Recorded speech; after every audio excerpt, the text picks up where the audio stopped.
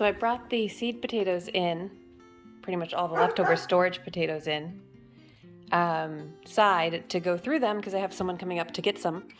And going through them all, and look who decided he wanted to hang out. This is Sterling. He's our 16-year-old kitty indoor cat. So helpful. I'm out here in the field garden, and part of the tarp had just pulled up, so I figured I would show the update. This is where we put 5 rows of corn in this part of the field garden. So we've put the black tarp down to help heat up underneath it, and then what happens is everything that's under here, so all those weeds that were left over from last season, will germinate and then won't be able to go anywhere and should in theory die. So you're gonna see some plants on the edge here. They're trying to germinate here and grow, and then in theory should make it pretty easy to pull them back out as needed as well. So some of the edge grass you can see, the tarp's gone over the edge of the garden bed. But as you see, the weeds are trying to grow. They don't have it, so you can see under here, any way to basically flower. So they will die, and then in another 6 weeks or so, the weeds will have had nowhere to go, nowhere to flower, and they won't reseed, and they'll just die, is the theory anyways, before we need to actually go in and plant our corn. So it's a bit of a pain because we do have quite a bit of wind here on the hill, so the tarp tends to need to be readjusted. But not too bad. We put a lot of the stones and bricks on it. So after a big storm, I come out here and I fix it. And we go from there. I've been sick all week with a cold, thankfully not COVID. So I hadn't come out here and checked it, but I'm finally feeling a little better. It's a nice, gorgeous Friday afternoon.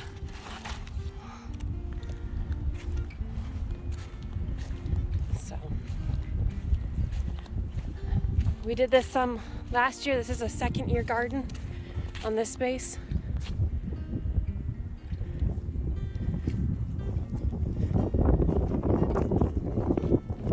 I really love this view of the property here. See the house, the solar, the garage, the shed, the raised beds. This is what we call our lower lot. It's about a half acre or so of space. If we ever decided to take these big oak trees down, this would be a really good orchard area, but we haven't decided yet on that.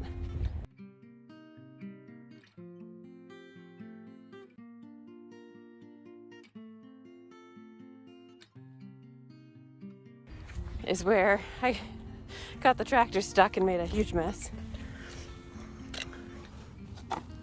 So again, if we look underneath here, seems pretty good actually. We did do a fall till. Again, this is a new garden, so I'm not fully opposed to tilling.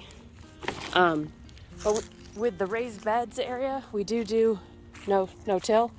And with these beds here, the 3 garlic rows, and this bed here, we did put cardboard under in the fall and prep the beds to make them work pretty good.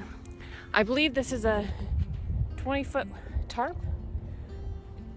I can't remember the length of this, but I think it's with the extension that we did up here in the fall. I think we're now up to somewhere around 20 or so feet wide by 55 feet long for this field garden.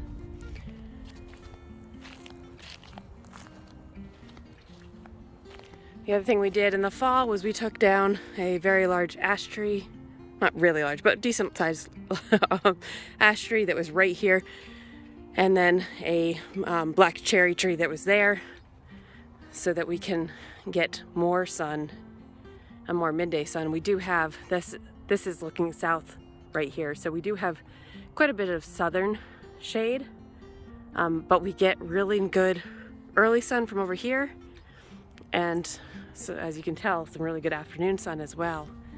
And the garden actually did pretty well, but we're hoping it will do even better this year, now that we've removed those trees. And then redid these beds. Last year I did Roma tomatoes down here and they got blight really early, so I'm not doing that this year. I am planning on, keep going back and forth here, but I think this row may be a combination of onions and then also baby Pam pie pumpkins, baking pumpkins, I'll try to train here for now, and then as the summer progresses, we get into that end of June, I'll be picking all these garlic anyways, so then it will be able to take over. So that is the plan. I may do some late season carrots down here as well, but we have a very big bunny and squirrel and everything population here, so we'll see how that goes. Over here, having squirrel and chipmunk issues with the bulbs, which wasn't unexpected. I was hopeful, but hoping to get some of these tulips to bloom before they get eaten. So we will see. I do have these flowers here that are looking really good. And I don't remember the name. If you remember the name, let me know in the comments below. And then here are the lighter colored ones that are just going by.